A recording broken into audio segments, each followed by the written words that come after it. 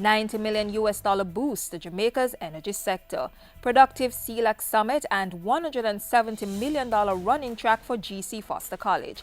I'm Simone Wolf with Jamaica House Weekly. Prime Minister Portia Simpson Miller is back on the island after successful and productive engagements overseas. Between January 25 and 27, Mrs. Simpson Miller led Jamaica's delegation to the Caribbean Energy Summit held in the U.S. capital of Washington, D.C. U.S. Vice President Joe Biden addressed the summit and announced that the United States Overseas Private Investment Corporation, OPIC, would be investing $90 million to develop clean energy projects in Jamaica. It's part of a $700 million investment in clean energy projects across the Caribbean. OPIC has already released the first tranche of $43 million to finance Blue Mountain Renewables' implementation of a 34-megawatt wind project at Monroe in St. Elizabeth. Prime Minister Portia Simpson Miller welcomed the move, saying it would assist Jamaica's ongoing response to its serious energy challenges. The startup and conversion of more efficient, less expensive energy production plants to boost growth potential and jobs is high on our national agenda. We urged the U.S. government and private energy sector to grasp the opportunities that abound in the Latin American Caribbean region at this time in relation to regional energy security. Mrs. Simpson Miller also used her time on Capitol Hill to meet with members of the Congressional Black Caucus, as well as other members of Congress, the IMF, and State Department representatives. She told the gathering that Jamaica would be pressing the international community for more strident action against trafficking in children. Mrs. Simpson Miller said the global scourge would replace the island's long-standing call at the United Nations for the lifting of the U.S. trade embargo against Cuba. This as the two countries took steps in December to normalize relations. We're of the view that this courageous step will ultimately contribute to peace, stability, and prosperity in the Caribbean region, in the USA, and beyond, particularly when the unilateral embargo against Cuba is finally lifted. Meanwhile, the Prime Minister thanked the Congressional Black Caucus for their unwavering support in helping Jamaica secure an IMF deal and encouraged them to champion more U.S. investment on the island. On Wednesday, Mrs. Simpson Miller left the U.S. for Costa Rica, where she attended the third summit of heads of government of the Community of Latin American and Caribbean States, CELAC.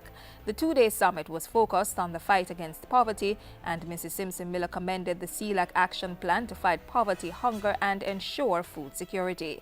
She told the 33-member grouping that success would require cooperation and asserted that poverty alleviation could be achieved through expanded trade and production, investment, and job creation. Back on the island, Minister responsible for sport, Natalie Nita Headley, made some strategic moves this past week. On Wednesday, she witnessed the signing of a $170 million contract to install a new running track at the GC Foster College of Physical Education and Sport. The track, which is expected to be completed in 5 months' time, is being built by German firm BSW Regipol with funding from the Sports Development Foundation. Mrs. Nita Headley used the signing to encourage students at the institution to maximize the opportunities which will open up to them once the running track is completed. Understand that this is an opportunity for you, not just to attend school here and to do well when the games are on, but their career advancements out of this track. Let me see more rich people. Can we getting rich from track and field? On Thursday, Minister Nita Headley joined a public forum on the revised World Anti-Doping Rules and Codes, as well as government's testing and results management program. She told sporting stakeholders that maintaining Jamaica's dominance in the sporting arena was everybody's business. Your rules are critical to maintaining our dominance in sport across the world. This little country of under 3 million must continue to do well, but must continue to do well without any perception that there might be any foul play. The January 1 implementation of the World Anti-Doping Code will see longer bans for athletes caught cheating and sanctions for support staff who aid in breaching the anti-doping code. And government, through the minister responsible for information, Senator Sandra Faulkner, last week extended congratulations to Casey Fennell, Jamaica's representative to the 2015 Miss Universe pageant. In a statement, Minister Faulkner said Fennell's performance represented what was good about Jamaica and embodied our hopes for the future of our youth. She added that Fennell's fifth-place finish in the competition had earned her a platform from which to help change the world. The January 25 competition, held in Doral, Florida, went to Miss Columbia. And that's it for this week's Jamaica House Weekly. Join us next time for the latest stories coming out of the office of the Prime Minister.